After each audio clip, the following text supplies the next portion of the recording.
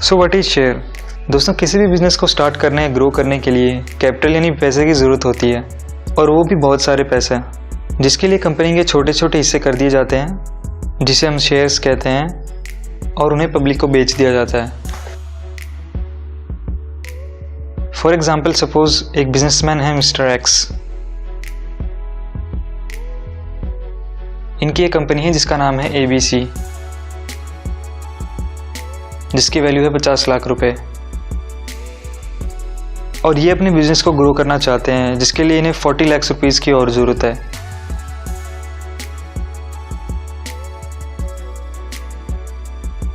और mister x के पास इतने पैसे नहीं हैं, तो वो अपनी कंपनी के 4 लाख शेयर्स ₹10 पर शेयर्स की फेस वैल्यू के साथ मार्केट में इशू कर देंगे। दोस्तों, फेस वैल्यू कंपनी को शेयर इशू करने से पहले डिवाइड करनी पड़ती है, जो जनरली ₹10 पर शेयर होती है। अब जो पब्लिक है वो ABC कंपनी के शेयर्स खरीदेगी और मिस्टर एक्स को मिल जाएंगे 40 लाख रुपए बिजनेस की ग्रोथ के लिए। एंड जो शेयर होल्डर्स हैं उन्हें मिल जाएगी कंपनी की हिस्सेदारी। पर इसमें जो शेयर होल्डर्स हैं उनको फ़ायदा कैसे होगा? क्या उन्हें कंपनी प्रॉफिट देती है? इसके बारे में आज दोस्तों आगे बात करेंगे। पहले हम जान लेते हैं शेयर मार्केट क्या होता है। दोस्तों, जैसे आपको अगर कुछ परचेज करना होता है तो आप मार्केट में जाते हैं, वैसे ही शेयर्स की बाइंग एंड सेलिंग के लिए भी मार्केट्स होती हैं। दोस्तों, पहले के ज़माने में जब कंप्यूटर एंड इंटरनेट ना यूज़ नहीं किया जाता था, तो जो शेयर्स की बाइंग एंड सेलिंग है वो फिजिकली होती थी, ऑक्शंस वगैरह जो बोली लगती थी शेयर्स की। लेकिन आज के टाइम पे जब इंटरनेट का इतना ज़्यादा यूज़ होने लग गया है, तो ये सारा सिस्टम ऑनलाइन हो गया है। आप घर में बैठ के भी शेयर्स की बाइंग एंड सेलिंग वो कर सकते हैं।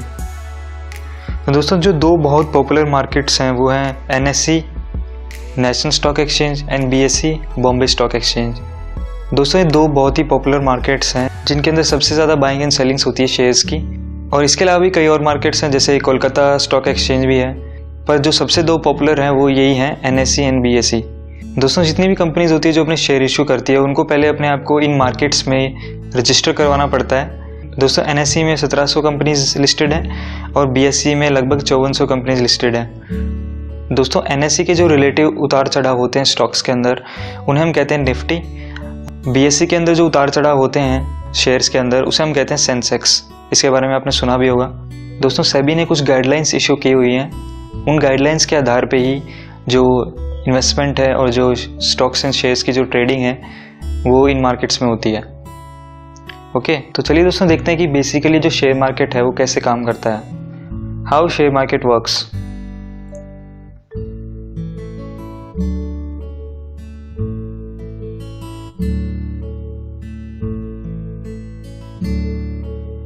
दोस्तों, सपोज कीजिए ये BSE है। कंपनी पहले अपने आप को BSE में रजिस्टर करती है, एंड जो फाइनेंशियल ब्रोकर्स हैं वो भी शेयर मार्केट्स के लिए काम करते हैं एज ए एम्प्लॉय। उनका उसमें कमीशंस होता है। दोस्तों, फाइनेंशियल ब्रोकर्स होते हैं जो पब्लिक होती है, जिनको शेयर्स और स्टॉक्स की नॉलेज नहीं होती है कि कौन सी कंपनी में इन्वेस्ट करना चाहिए, कौन सी कंपनी में इन्वेस्ट नहीं करना चाहिए। तो वो आपको एज ए एडवाइस देते हैं और आपके लिए जो बाइंग एंड सेलिंग है उसका काम भी करते हैं वो, और बदले में आपसे कमीशन लेते हैं। दोस्तों, ज़्यादातर जो लोग हैं जो वो स्टॉक ट्रेडिंग स्टार्ट करते हैं, तो वो फाइनेंशियल ब्रोकर की हेल्प लेते हैं, क्योंकि उनको इतनी जानकारी नहीं होती है इसके बारे में। तो एक बेटर ऑप्शन रहता है कि आप फाइनेंशियल ब्रोकर्स की हेल्प लें।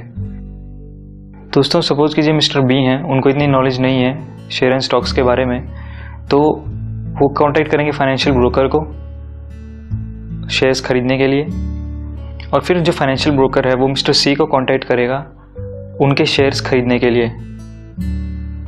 अगर मिस्टर C बेचने में इंटरेस्टेड हैं तो वो फाइनेंशियल ब्रोकर को कांटेक्ट करेंगे अपने शेयर्स बेचने के लिए, और वो फाइनेंशियल ब्रोकर जैसी रिक्वायरमेंट है मिस्टर B की, उनको उसके हिसाब से कांटेक्ट करेगा वो शेयर्स परचेज करने के लिए। अगर दोस्तों मिस्टर B को सारी नॉलेज है मार्केट के बारे में, तो वो डायरेक्टली भी मिस्टर C के साथ परचेज कर सकते हैं, तो फाइनेंशियल ब्रोकर को उनको कमीशन नहीं देना पड़ेगा।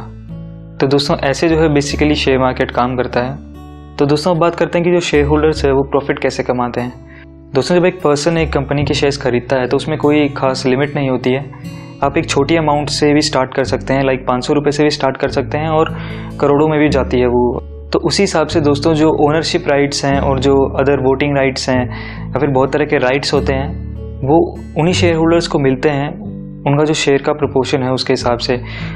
तो मैं आपको एक एग्जांपल देके समझाता हूँ दोस्तों कि जो एक कंपनी का बहुत छोटा सा हिस्सा परचेज करते हैं वो इससे कैसे प्रॉफिट कमाते हैं। तो कंपनी ABC का एग्जांपल लेते हैं दोस्तों। इसकी फेस वैल्यू है ₹10। इसने इशू किए हैं 4 लाख शेयर्स ₹10 पर शेयर के हिसाब से ₹40 लाख के लिए।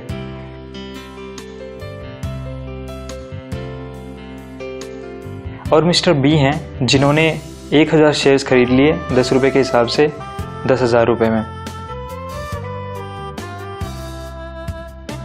अब सपोज कीजिए कंपनी को अगले 1 महीने में अच्छा प्रॉफिट हुआ,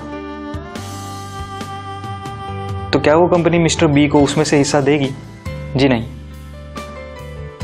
तो मिस्टर बी अब प्रॉफिट कैसे कमाएंगे? दोस्तों, जब कंपनी को प्रॉफिट होता है तो उसकी जो मार्केट वैल्यू है उसकी फेस वैल्यू से बढ़ जाती है। सपोज इसकी फेस वैल्यू थी 10, तो उसकी मार्केट वैल्यू 11 हो जाएगी। तो जहाँ पे मिस्टर बी ने उसको 10 रुपये में ख़रीदा था, तो अब उसकी मार्केट वैल्यू 11 हो गई है, तो उसको अगर 11 रुपये में बेचना चाहें तो उन्हें 1000 रुपये का प्रॉफिट हो जाएगा। तो इस तरह से दोस्तों बाइंग एंड सेलिंग में प्रॉफिट कमाया जाता है शेयर ट्रेडिंग के अंदर। दोस्तों, ये तो होगी शेयर ट्रेडिंग की बात। इसके अंदर लॉन्ग टर्म इन्वेस्टमेंट्स भी होती हैं और बहुत तरह की इन्वेस्टमेंट्स होती हैं, म्यूचुअल फंड्स वगैरह और भी बहुत टाइप की इन्वेस्टमेंट्स होती हैं। लेकिन बेसिकली अगर मैं बात करूं तो शेयर ट्रेडिंग में ऐसे ही जो शेयर होल्डर्स है वो पैसा कमाते हैं, रोज़ की रोज़ शेयर्स खरीदे जाते हैं, रोज़ की रोज़ बेचे जाते हैं जब उनके दाम बढ़ जाते हैं। और जिस तरह से इन्होंने प्रॉफिट कमाया है दोस्तों, वैसे ही अगर कंपनी को सपोज कीजिए लॉस हो गया, तो जो मार्केट वैल्यू है वो कम हो जाती है, उसकी कम वैल्यू पे उसको बेच देते हैं तो आपको लॉस हो जाता है। तो ऐसे ही इसमें ये प्रॉफिट एंड लॉस का सिस्टम काम करता है।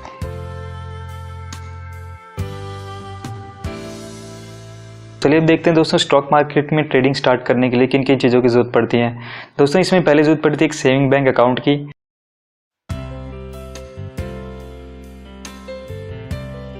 उसको हमें अपने डीमैट अकाउंट से लिंक करना पड़ता है। डीमैट अकाउंट हमारा एक अकाउंट बन जाएगा ऑनलाइन, जिससे हम जो हमारे जो डिटेल्स हैं हमारे शेयर स्टॉक से रिलेटेड वो हम सारी उसमें देख पाएंगे ऑनलाइन, कहीं से भी इंटरनेट के एक्सेस के थ्रू हम वो देख सकते हैं।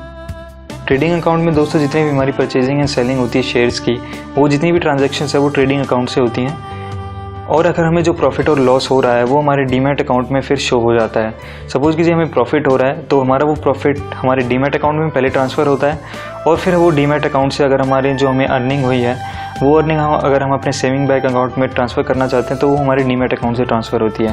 तो दोस्तों, इन्हीं चीज़ों की ज़रूरत होती है स्टॉक मार्केट में ट्रेडिंग करने के लिए। और एक बहुत मेन चीज़ है दोस्तों, वो है नॉलेज। तो चलिए दोस्तों, आज की वीडियो में बस इतना ही। अगर आपको ये वीडियो पसंद आया तो इसे लाइक कर दीजिएगा और अपने फ्रेंड्स के साथ शेयर कर दीजिएगा। और अगर आपका कोई क्वेश्चन है तो आप नीचे कमेंट बॉक्स में पूछ सकते हैं। और दोस्तों, अगर आपने हमारे चैनल को अब तक सब्सक्राइब नहीं किया तो उसे सब्सक्राइब कर लीजिए एंड बेल आइकन को भी दबा दीजिए न्यू वीडियोज़ की नोटिफिकेशंस के लिए। And thanks for watching.